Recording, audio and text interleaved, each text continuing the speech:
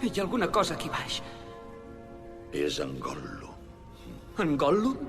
Sí, ja fa 3 dies que ens segueix. S'ha escapat de les masmorres de Barad-dûr.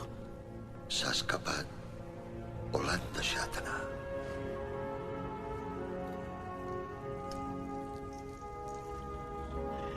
L'odia i l'estima l'anell, com s'odia i s'estima a si mateix.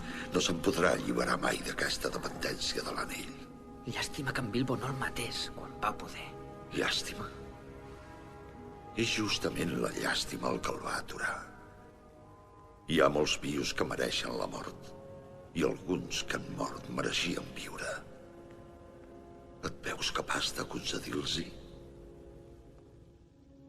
No tinguis pressa a repartir sentències de mort. Ni els més savis no veuen tots els racons.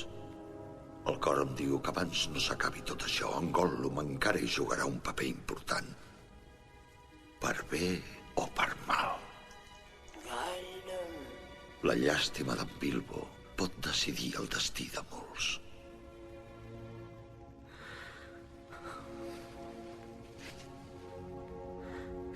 Tant de bo l'anell no hagués vingut mai a mi. Voldria que res d'això no hagués passat. Com ho volen tots els que han de viure aquests temps, però no els pertoca pas a ells decidir-ho. L'únic que hem de decidir nosaltres és què en fem del temps que se'ns ha atorgat.